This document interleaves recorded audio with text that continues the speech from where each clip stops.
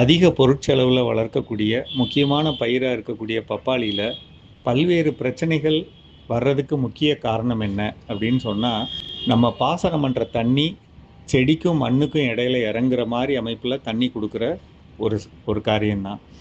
லேட்ரலில் கருப்பு பைப்பை மரத்துலேருந்து ஒரு அடி தள்ளி கொடுக்கணும். மண்ணை செடியை நோக்கி ஒரு சின்னதாக அணைச்சி வைக்கணும். மரத்துலேருந்து ஒரு அடி தள்ளி போடணும். தள்ளி போடலைன்னா கண்டிப்பாக வேறு அழுகல் வரும். பல்வேறு விதமான அழுகல்கள் இருக்குங்க. அழுகிடும். அந்த அழுகல் வந்ததுன்னா பயிர் வீக்காக போயிடும். அது திடம் இல்லாமல் போகிறப்ப மண்ணிலேருந்து சத்துக்களை எடுத்துக்க முடியாது. அளவுக்கு மீறி தண்ணி கொடுக்குறப்ப மண்ணில் வேர் பகுதியில் இருக்கக்கூடிய சாம்பல் சத்து, நுண்ணூட்ட சத்து இதெல்லாம் வேருக்கு கீழே இறங்கி போயிடும். அப்படி இருக்கிறப்ப இலைகளில் சத்துக்கள் இல்லைங்கிறப்ப அதிகமான பூச்சிகள் இலைக்கு கீழே வரும். கீழே அந்த செடியை கடிக்கும். கடிக்கிறப்ப வைரஸ் நோய் வருவதற்கான வாய்ப்புகள் இந்த வறண்ட காலத்தில் அதிகமாக இருக்குது. அதே நேரத்தில் இந்த பயிருக்கு வேணுங்கிற தழைச்சத்தும் மெக்னீசியம் சத்தும் சாம்பல் சத்தும் நம்ம கொடுக்கல அப்படின்னு சொன்னால் அந்த பப்பாளியை பொறுத்தவரை அது இயல்பாக இருக்காது. அப்படிங்கிறப்ப முறையான வளர்ச்சி இல்லாமல் அதிகமாக பாதிப்பு அடைய வச்சு நம்ம மரங்களெல்லாம் பிச்சு போடுற அளவுக்கு நம்மளை ஆக்கிடும். இப்போ நான் சொன்ன பிரச்சனைகள் தான் அடிப்படை. இதை எப்படி சரி பண்ணணும் அப்படின்னு சொன்னால், பைப்பை தண்ணீர் கொடுக்கக்கூடிய பைப்பை மரத்துலேருந்து ஒவ்வொரு பக்கம் குறைந்தபட்சம் ஒரு அடி தள்ளி போடணும். அதில் தண்ணீர் கொடுக்கும்போது ஒரு தடவை தண்ணி கொடுக்குறோம்னா நல்லா வேறு மண்டலம் நனைகிற அளவுக்கு தண்ணி கொடுத்துட்டு அதுக்கப்புறம் விட்டுட்டு எப்போ மண்ணு காயுதோ அப்போ தண்ணி கொடுக்கணும். இது முதல் காரியம்.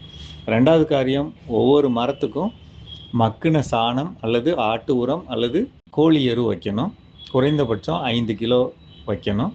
அது கூட ராக் பாஸ்பேட் இல்லைன்னா எலும்பு உரம் 1/2 கிலோ வைக்கலாம். மண்புழு உரம் 1 கிலோ வைக்கலாம். வேப்பம் புண்ணாக்கு 1 கிலோ வைக்கலாம். முக்கியமாக சாம்பல் 1 கிலோ வச்சு மூடுறது நல்லதுங்க. சாம்பல்னா கரும்பு ஆலை சாம்பல் அல்லது நெல் உமி ஆலை சாம்பல் அல்லது கடை சாம்பல் எது கிடைக்குதோ அது உள்ளே வச்சு மூடணும். இதுதான் அடி உரம். இதுக்கப்புறம் நீங்கள் ஒவ்வொரு தண்ணிக்கும் ஏதாவது ஒரு இடுபொருள் கொடுக்கணும். முக்கியமாக 200 லிட்டர் தண்ணியில் 3 லிட்டரு மீனமிலம் கலக்கணும் தழைச்சத்து கொடுக்க. எருக்கு கரைசல் 200 லிட்டரு ஒரு ஏக்கருக்கு அப்படிங்கிற விதத்தில் 15 நாளுக்கு ஒரு முறை கொடுக்கணும் மெக்னீசியம் சத்துக்கு. பொட்டாஷ் பாக்டீரியா 1 லிட்டர் கலந்துக்கணும் சாம்பல் சத்துக்கு. கடல் பாசி உரம் 1 லிட்டர் கொடுக்கலாம். வேம் மைக்கோரைசா வேம் அப்படிங்கிற திரவமோ பவுடர்னா 2 கிலோ, திரவம்னா 1 லிட்டர் இது கலந்துக்கணும் கால்சியம் சத்து கொடுக்கறதுக்காக. பாஸ்போ பாக்டீரியா இருக்குன்னா 1 லிட்டர் கலந்துக்கலாம். இதெல்லாம் கலந்து நம்ம தரைவெளியில் கொடுக்கணுங்க. குறைந்தபட்சம் 15 நாட்களுக்கு ஒரு முறை அல்லது மாதம் ஒரு முறை கண்டிப்பாக கொடுக்கணும். அதே மாதிரி ரொம்ப முக்கியமாக பயிர்களில் தெளித்து 15 நாட்களுக்கு ஒரு முறை 100 லிட்டர் தண்ணியில் 1 லிட்டர் சூடோமோனஸ் அழுகலை சரி பண்ணுறதுக்காக. Verticillium Lakhani 1 litre. மாவு பூச்சி மாதிரியான சாறு உறிஞ்சும் பூச்சிகளை தவிர்க்கிறதுக்கு வெர்டிசீலியம் லக்கானி 1 லிட்டர். மீன் அமிலம் 1 லிட்டர். எருக்கு கரைசல் 50 லிட்டர். கடல் பாசி உரம் 1/2 லிட்டர். பெருங்காயம் 200 கிராம். இது கலந்து இலைகளுக்கு பின்னாடி படுற மாதிரி தெளிக்கலாங்க. இது ரொம்ப முக்கியம். இப்படி செய்கிறது 15 நாளுக்கு ஒரு முறை செய்யலாம்.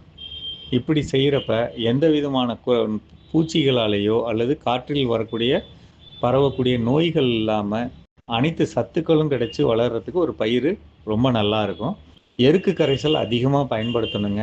போதுமான அளவு நம்ம தயார் பண்ணிவிட்டு அந்த எருக்கு கரைசலோடைய மீனமிலம் கலந்துக்கலாம். உயிர் உரங்கள் கலந்து தொடர்ந்து தரைவழியும் தெளிச்சும் கொடுக்குறப்ப பப்பாளி மரம் லாபகரமான பயிராக இருக்கும். வெறும் தண்ணி மட்டுமே கொடுத்து வளர்க்கலாம் அல்லது களைக்கொல்லி அளவுக்கு அதிகமாக பயன்படுத்தி நம்ம விவசாயம் பண்ணலாம்னு நினச்சா நிச்சயமாக அது நமக்கு 100% தோல்வியில் போய் முடிஞ்சிருதுங்க. அதனால் கொஞ்சம் கவனமாக நான் சொன்ன விஷயங்களை மனசில் வச்சு செய்ய பாருங்கள். பப்பாளியில் லாபம் வரணும்னா நம்ம வீட்டுக்கு பக்கத்தில் வீடுகளில் வளர்க்குற பப்பாளியை பாருங்கள். எப்படி வளர்க்குறாங்கன்னு பாருங்கள். தண்ணீரே கொடுக்காம எந்த விதமான அமைப்பில் வளர்க்குறாங்க. ஒரு குப்பைக்குழிக்கிட்ட வளர்ப்பாங்க. அது மாதிரி ஒரு அமைப்பில் வளர்க்க பாருங்கள். நிச்சயம் நல்ல பலன் தரும்.